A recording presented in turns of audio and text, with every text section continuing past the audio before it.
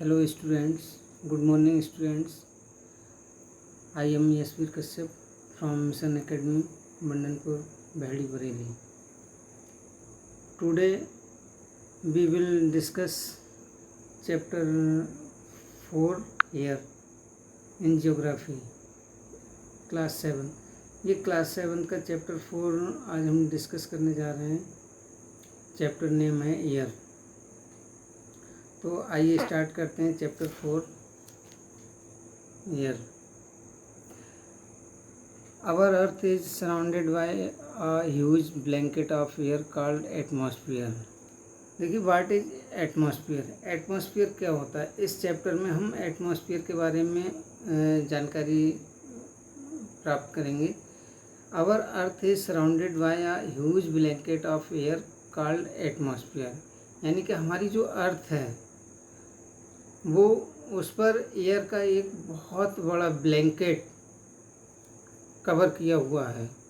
हमारी अर्थ पर अर्थ को चारों तरफ से एयर का एक बहुत बड़ा ब्लैंकेट कवर किए हुए है और यही हमारा एटमॉस्फेयर कहलाता है.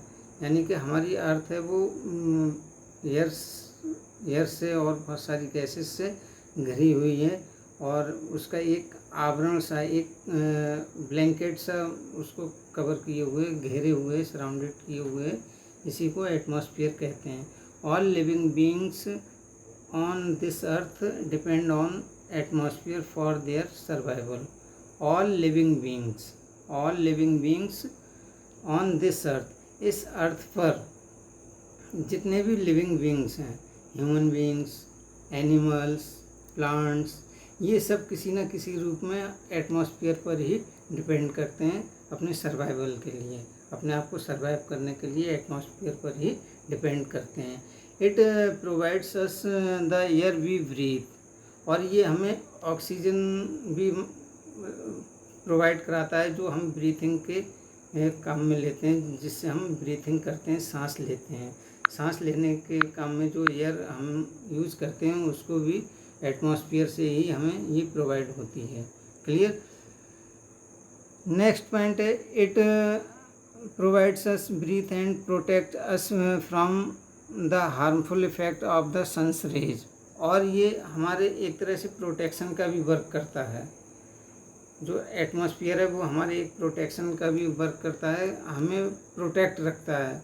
किससे प्रोटेक्ट रखता है. जो हार्मफुल सन रेज हैं, जैसे हार्मफुल सन रेज जो यूवी रेज हैं, जो अल्ट्रावायलेट रेज हैं, उनसे हमें ये प्रोटेक्ट रखता है. अगर वो अल्ट्रावायलेट रेज, अगर ये एटमॉस्फेयर नहीं होगा और वो अल्ट्रावायलेट रेज जो हैं वो हमारी अर्थ पर डायरेक्ट पड़ेंगी तो क्या होगा कि वो हमारे लिए बहुत ज़्यादा हार्मफुल होंगी. इसका देखिए इसमें आगे दिया हुआ है कि किस तरह से हार्मफुल होंगी. Without this blanket of protection, बिना इस ब्लैंकेट के प्रोटेक्शन के, we would baked alive by the heat. कि हम जो हैं वो डे टाइम में क्या होगा कि एक तरह से बिल्कुल वेक हो जाएंगे. वेक मीन्स जैसे पक से जाएंगे, मतलब हीट इतनी होगी कि वो हमारे बर्दाश्त से बाहर हो जाएगी कि हम उस हीट को, जो भी ह्यूमन बीइंग है वो उसको सर्वाइव नहीं कर पाएंगे उसके लिए. और हीट इतनी हो जाएगी डे टाइम में कि वो हमारे लिए बहुत ज़्यादा हार्मफुल होगी. And get frozen during night. और रात के समय क्या होगा कि वो एक तरह से इतनी वेदर है वो इतना कोल्ड हो जाएगा कि वो हम लोग फ्रोजन हो जाएंगे. फ्रोजन मीन्स मतलब फ्रीज हो जाएंगे, एक तरह से जम से जाएंगे. इतना मौसम ठंडा हो जाएगा कि यहाँ पर बहुत ज़्यादा ठंड हो जाएगी, बर्फ़ जैसी कंडीशन हो जाएगी. Clear. So it is this mass of air that has made the temperature on the earth livable. इसीलिए जो एटमॉस्फेयर है वो हम लोगों के लिए, ह्यूमन बीइंग के लिए अर्थ पर एक टेम्परेचर को मेंटेन रखता है और हमारे लिए लिवेबल बनाता है, यानी कि रहने लायक बनाता है, जिससे हम इस पर सर्वाइव करते हैं. क्लियर. नेक्स्ट पॉइंट है हमारा. Now come to next point. Composition of the atmosphere. Composition of the atmosphere, देखिए एटमॉस्फेयर के बारे में अभी हमने पढ़ा कि एटमॉस्फेयर क्या होता है और किस तरह से हमारे लिए ये इम्पॉर्टेंट है, उसके बारे में हमने अभी पिछले पैराग्राफ में पढ़ा। नेक्स्ट है हमारा composition of the atmosphere. Atmosphere कैसे बनता है, कैसे इसको कंपोज किया गया है, क्या क्या इसमें होता है, उसके बारे में इसमें दिया हुआ है। Do you know that the air we take in while breathing is actually a mixture of many gases. Do you know, क्या आप जानते हैं, that the air we take in while breathing, कि जो एयर जो हम लेते हैं ब्रीथिंग के रूप में लेते हैं, सांस लेने के रूप में लेते हैं, इज एक्चुअली, जो वो वास्तव में actually a mixture of many gases, बहुत सारी गैसों का वो एक तरह से मिक्सचर है, बहुत सारी गैसों का मिक्सचर है। Nitrogen and oxygen are two gases which make up the bulk of the atmosphere. तो नाइट्रोजन और ऑक्सीजन ये टू गैसेस ऐसी हैं जो हमारे एटमॉस्फेयर में सबसे ज़्यादा पाई जाती हैं, इनकी क्वांटिटी सबसे ज़्यादा पाई जाती है। Clear. Carbon dioxide, helium, ozone, argon, hydrogen are found in lesser quantity apart lesser quantities. और इसके अलावा कार्बन डाइऑक्साइड है, हीलियम है, ओजोन है, आर्गन है, ये हाइड्रोजन है, ये सभी गैसेस बहुत कम मात्रा में पाई जाती हैं हमारे एटमॉस्फेयर में। जैसा कि इसको हम एक पाई चार्ट के द्वारा भी क्लियर कर सकते हैं। इसमें दिए पाई चार्ट है आप हमारा दिया हुआ, इसमें नाइट्रोजन देखिए आप, नाइट्रोजन है वो 78% है, यानी कि सबसे ज़्यादा है एटमॉस्फेयर में। इससे सेकंड नंबर पर है हमारी ऑक्सीजन। ऑक्सीजन हमारी 21% है, 21%, यानी कि ऑक्सीजन सेकंड नंबर पर है। सेकंड नंबर पर मतलब नाइट्रोजन से कम ऑक्सीजन पाई जाती है। इसके अलावा कार्बन डाइऑक्साइड है, नेक्स्ट आर्गन है, आर्गन आपकी है 0.93% और कार्बन डाइऑक्साइड है 0.03%। इसके अलावा 0.04% में ऑल अदर गैसेस पाई जाती हैं। इसके अलावा जो भी गैसेस हैं वो सब 0.04% पाई जाती हैं। इस तरह से इस पाई चार्ट से हमें ये पता चला कि हमारा जो एटमॉस्फेयर है वो कैसे कंपोज किया हुआ है, उसमें कौन कौन सी गैसेस हैं और कितनी कितनी क्वांटिटीज़ में हैं। Clear. Nitrogen is the most plentiful gas in the air. Nitrogen है वो बहुत ज़्यादा प्लेंटीफुल गैस है, एयर में पाई जाती है। When we inhale we take some amount of nitrogen into our lungs. When we inhale, जब हम इनहेल करते हैं, वी टेक, यानी कि जब हम सांस लेते हैं तो we take some amount of nitrogen, तब हम नाइट्रोजन का कुछ अमाउंट, मतलब थोड़ी मात्रा नाइट्रोजन की इनटू आवर लंग्स, अपने लंग्स में लेते हैं। एंड एक्सेल इट, और इसको बाद में एक्सेल कर देते हैं। But plants need nitrogen for their survival. लेकिन जो प्लांट्स होते हैं हमारे जो प्लांट्स होते हैं need nitrogen for their survival, उनको भी अपने सर्वाइवल के लिए, अपने मतलब जीवन यापन के लिए नाइट्रोजन की आवश्यकता होती है। दे कैन नॉट टेक, लेकिन क्या होता है कि वो अपने आप सीधे एयर से उस plants can not take nitrogen directly from the air, यानी कि जो हमारे प्लांट्स होते हैं वो डायरेक्ट एयर से नाइट्रोजन को नहीं ले सकते हैं। इसका रीज़न क्या है कि इसका रीज़न होता है कि bacteria that live in the soil and roots of some plants. कुछ प्लांट्स होते हैं उनमें बैक्टीरिया होते हैं, उनकी सॉइल में, उनकी रूट्स में बैक्टीरिया होते हैं। Take nitrogen from the air, और वो बैक्टीरिया होते हैं, वो बैक्टीरिया क्या करते हैं कि एयर से नाइट्रोजन ले लेते हैं and change it's from so that plants can use it, और उससे जो प्लांट्स होते हैं वो उसका यूज कर लेते हैं। Clear. Next oxygen is the second most plentiful gas in the air. Oxygen होती है वो सेकेंड मोस्ट प्लेंटीफुल गैस है जो एयर में पाई जाती है। Human and animals take oxygen from the air they breathe. Human being और एनिमल ये ऑक्सीजन लेते हैं एयर से, यानी कि ऑक्सीजन को इनहेल करते हैं एयर से एज दे ब्रीथ, सांस लेने के रूप में, सांस के रूप में, यानी कि जो हम सांस लेते हैं, जो भी ह्यूमन बीइंग्स हैं, एनिमल्स हैं, वो सांस लेते हैं, वो ऑक्सीजन से ही सांस लेते हैं, ऑक्सीजन को इनहेल करते हैं और उसके बदले में कार्बन डाइऑक्साइड एक्सहेल करते हैं। Clear. Green plants produce oxygen during photosynthesis.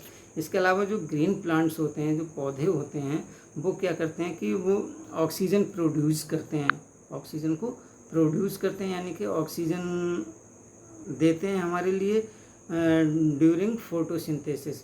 Photosynthesis process होती है, उसके द्वारा वो ऑक्सीजन बनाते हैं और उस कार्बन डाइऑक्साइड लेते हैं।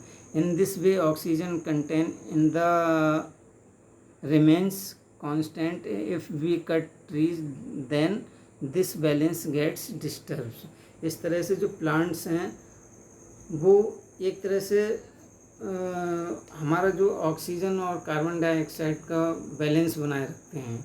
अगर हम प्लांट्स को काटते जाएंगे, कट करते जाएंगे, तो हमारा जो बैलेंस है वो डिस्टर्ब हो जाएगा ऑक्सीजन और कार्बन डाइऑक्साइड का। क्लियर। नेक्स्ट, कार्बन डाइऑक्साइड रोक दिया ऊपर पर हो गया। पढ़ाते हैं कहाँ है?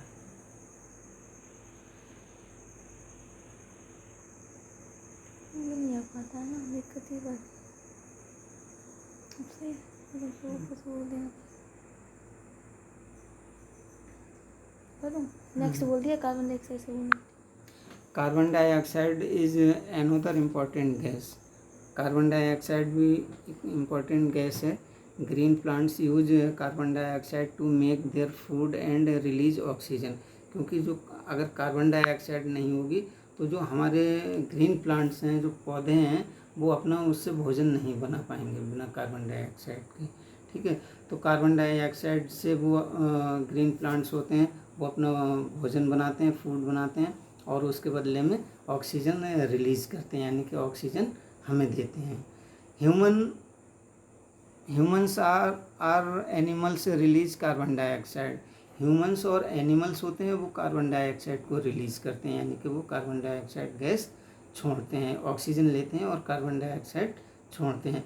The amount of carbon dioxide released by humans और animals seems to be equal to the amount used in the plants which make a perfect balance। इस तरह से ह्यूमन बींग्स, एनिमल्स और प्लांट्स ये आपस में एक तरह से कार्बन डाइऑक्साइड और ऑक्सीजन का परफेक्ट बैलेंस बनाए रखते हैं। इनका मेन रोल होता है परफेक्ट बैलेंस बनाने में। How ever the balance is upset by burning fuels.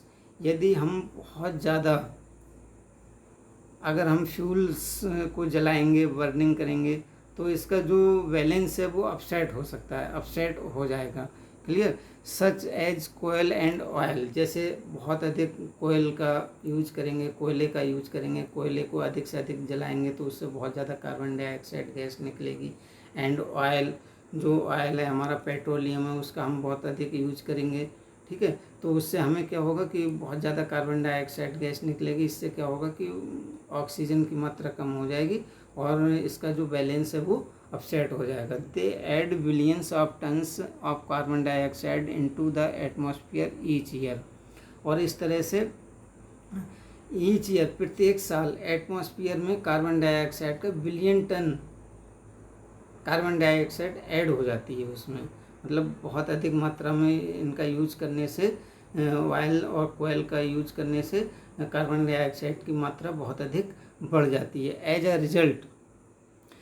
A result the increased volume of carbon dioxide is affecting the earth weather and climate. और इस तरह से कार्बन डाइऑक्साइड का बहुत ज़्यादा बढ़ना, इसका जो वॉल्यूम है उसका बहुत अधिक बढ़ना कार्बन डाइऑक्साइड का, वो हमारे वेदर और क्लाइमेट पर बहुत, अर्थ का जो वेदर और क्लाइमेट है उस पर बहुत ज़्यादा इफ़ेक्ट डालता है। Next, now come to next point, structure of the atmosphere. Atmosphere का स्ट्रक्चर क्या है, इसको कैसे डिवाइड किया गया है, कौन कौन से इसके पार्ट्स हैं, कौन कौन सी लेयर्स हैं, कौन सी लेयर्स में डिवाइड किया गया है, इस पर हम डिस्कस करेंगे। Our atmosphere is divided into 5 layers starting from the earth surface. देखिए अर्थ सरफेस से इसको मतलब लिया गया है, अर्थ सरफेस से इसको 5 लेयर्स में डिवाइड किया गया है। अर्थ सरफेस से सीधे जैसे ऊपर जाएंगे उस तरह से इसकी लेयर चेंज होती चली जाएंगी, ठीक है। इसको 5 लेयर्स में डिवाइड किया गया है। दीज आर ट्रोपोस्फियर, ये लेयर्स हैं आपकी, troposphere, stratosphere, mesosphere, thermosphere and exosphere. Clear, ये 5 लेयर्स हैं। इसको हम 1 बाई 1 करके डिस्कस करेंगे। सबसे फर्स्टली है आपकी troposphere. Troposphere, this layer is the most important layer of the atmosphere. देखिए ये लेयर जो है हमारी अर्थ से ही स्टार्ट होती है और ये इसकी एवरेज हाइट 13 किलोमीटर है। अर्थ से 13 किलोमीटर इसकी एवरेज हाइट है और ये हमारे लिए बहुत इम्पॉर्टेंट है क्योंकि ये हमारे अर्थ से ही स्टार्ट होती है। जितने भी ह्यूमन बीइंग्स हैं, एनिमल्स हैं, प्लांट्स हैं, वो सब इसी लेयर में होते हैं हमारे। और मौसम से रिलेटेड जितनी भी, वेदर से रिलेटेड जितनी भी प्रोसेस होती हैं वो सब इसी लेयर में होती हैं। जैसे रेनफॉल है, फॉग है, हेल स्टॉर्म है, ठीक है, ये सब हमारे मौसम संबंधी जितनी भी घटनाएं हैं वो सब इसी में होती हैं। इसी में वर्षा होती है, फॉग भी इसी में होता है, हेल स्टॉर्म भी इसी में होता है। तो इस तरह से ये हमारे लिए बहुत ज़्यादा इम्पोर्टेंट है। और जो हम एयर, ऑक्सीजन जो हम लेते हैं ब्रीथिंग के रूप में, वो भी हमें इसी लेयर में मिलती है। इसमें देखिए सबसे फर्स्टली अर्थ से ही है ये, और इसमें ये ट्रोपोस्फियर है और इसकी हाइट 13 किलोमीटर दिखाई गई है। ये ट्रोपोस्फियर है और मौसम संबंधी जितनी भी घटनाएं होती हैं वो सब इसी लेयर में होती हैं, ठीक है। अब देखिए नेक्स्ट, सेकंड है हमारी, second stratosphere. Stratosphere, above the troposphere lies the stratosphere. Troposphere के ऊपर, एबव जो है वो स्ट्रेटोस्फियर है, ठीक है। It extend to a height of 50 kilometre और इसकी हाइट लगभग 50 किलोमीटर, 50 किलोमीटर है। This layer is almost free from clouds and associated weather phenomena. और ये जितनी भी वेदर से रिलेटेड जो भी फेमिनिन होती हैं वो सब इससे फ्री होती हैं, यानी कि इसमें मौसम संबंधी कोई भी घटनाएं नहीं होती हैं। ना बादल होगा इसमें, ना कोहरा होगा, ना कुछ भी नहीं होगा, ठीक है। और इस तरह से यहाँ इस लेयर का जो भी वेदर होगा वो एकदम क्लियर होगा, ठीक है। इसीलिए ऐसा होने से ही क्या होता है कि making condition most ideal for flying aeroplanes. Aeroplane उड़ाने के लिए ये लेयर सबसे ज़्यादा आइडियल मानी जाती है। यही इसका रीज़न होता है क्योंकि इसमें मौसम संबंधी कोई भी घटनाएं नहीं होती हैं और जो भी मतलब बादल वगैरह होते हैं वो इसमें नहीं होते हैं, और इसीलिए ये एरोप्लेन फ्लाइंग के लिए बहुत ज़्यादा इम्पोर्टेंट होती है। One important features of stratosphere is that it contains a layer of ozone gas. हाँ देखिए इसका नेक्स्ट पॉइंट भी बहुत इम्पोर्टेंट है क्योंकि इसमें, इस लेयर में ओजोन गैस भी पाई जाती है। ओजोन गैस जो कि एक तरह से मतलब जो यूवी रेज होती हैं, अल्ट्रावायलेट रेज होती हैं सन से जो हमें हमारे तरफ को आती हैं, अर्थ की तरफ के लिए आती हैं, वो ये उसको, उन लेयर्स को, उन रेज को ये ओजोन लेयर ही रोक के रखती है। वरना अल्ट्रावायलेट रेज हैं वो सीधे हम पर पड़ेंगी और वो हमारे लिए बहुत ज़्यादा हार्मफुल होंगी, ठीक है। इसीलिए ओजोन लेयर का भी इसमें बहुत ज़्यादा इम्पोर्टेंस है। We have just learn how it protect us from the harmful effect of the sun rays. Clear. देखिए इसमें ये एरोप्लेन उड़ता हुआ दिखाई दे रहा है और ये ओजोन लेयर भी इसमें दिखाई जा रही है, ठीक है, स्ट्रेटोस्फियर में। और ये अर्थ से जो ट्रोपोस्फियर है उससे सेकंड वाली ये लेयर है आपकी, ठीक है। नेक्स्ट थर्ड लेयर आती है आपकी mesosphere. Mesosphere this is the third layer of the atmosphere. This is the third layer of the atmosphere. ये एटमॉस्फेयर की थर्ड लेयर है mesosphere. It lies above stratosphere, और ये स्ट्रेटोस्फियर के ऊपर पाई जाती है, ठीक है। It extend up to the height of 80 kilometre, और ये लगभग 80 किलोमीटर इसकी हाइट होती है। Meteorites burn up in this layer on entering from the space, और जो भी स्पेस से एस्ट्रॉयड आते हैं, जैसे आए दिन न्यूज़पेपर में निकलते रहते हैं एस्ट्रॉयड कि आज ये एस्ट्रॉयड आ रहा है, ये अर्थ से टकराएगा और इतना मतलब हमें नुकसान पहुंचाएगा। तो ये जो मीटराइट्स होते हैं ये एस्ट्रॉयड होते हैं, ये वही मीटराइट्स होते हैं, और ये जब स्पेस से आते हैं तो ये इस लेयर में आकर जैसे ही इसमें इंटर करते हैं, प्रवेश करते हैं, तो ये बर्न अप हो जाते हैं, यानी कि जल जाते हैं, जैसे कि इसमें दिखाया गया है, जिसको हम टूटता तारा भी कहते हैं या डूबता तारा भी कहते हैं। देखिए इसमें ये दिखाए गए हैं आपके लिए स्टार्स वगैरह हैं, और ये मीटराइट्स हैं एक तरह से, ये जैसे मैंने सर्किल किया ये अभी, तो ये मीटराइट्स हैं, और ये इसमें आकर बिल्कुल नष्ट हो जाते हैं, ख़त्म हो जाते हैं, यानी कि हमारे अर्थ तक नहीं आ पाते हैं। क्लियर, तो इसका ये इम्पोर्टेंस है। नेक्स्ट है हमारी thermosphere. Thermosphere in thermosphere temperature in thermosphere temperature rises very rapidly with increasing height. Thermosphere में क्या होता है कि इसमें जैसे जैसे हाइट बढ़ती जाती है वैसे वैसे ये बहुत ज़्यादा इसका टेम्परेचर इंक्रीज होता चला जाता है, बढ़ता चला जाता है। Ionosphere is a part of this layer. हाँ देखिए आयनोस्फियर, इस लेयर में आपका आयनोस्फियर भी पाया जाता है, जो एक बहुत इम्पोर्टेंट पार्ट्स होता है इसका। इट एक्सटेंड्स बिटवीन 80-400 किलोमीटर, और ये लगभग 80 से 400 किलोमीटर तक इसकी हाइट होती है। This layer helps in radio transmission, और ये हमारे रेडियो ट्रांसमिशन के लिए बहुत ज़्यादा हेल्प करता है। हमारे रेडियो ट्रांसमिशन में ये बहुत ज़्यादा हेल्प करता है, क्योंकि जो भी in fact radio waves transmitted from the earth are reflected back to the earth by this layer. In this fact, यानी कि रेडियो वेव्स, जो भी रेडियो वेव्स होती हैं वो हमारी इसी लेयर में जाकर रिफ्लेक्ट होती हैं, और रिफ्लेक्ट होकर वापस अर्थ पर आ जाती हैं, ठीक है। और इस तरह से हमारा ये रेडियो ट्रांसमिशन में बहुत ज़्यादा हेल्पफुल होता है। जैसे इसमें देखिए ये दी हुई है थर्मोस्फियर, और इसकी हाइट भी ये दी हुई है यहाँ पर, ये काफ़ी हाइट होती है इसकी, ठीक है। इसके बाद नेक्स्ट एंड लास्ट लेयर है इसकी exosphere. Exosphere the uppermost layer of the atmosphere is known as exosphere. जो सबसे ऊपरी लेयर है एटमॉस्फेयर की जो अपर लेयर है वो एक्सोस्फियर के नाम से जानी जाती है। This layer has very thin air light gases like helium and hydrogen float into the space from here.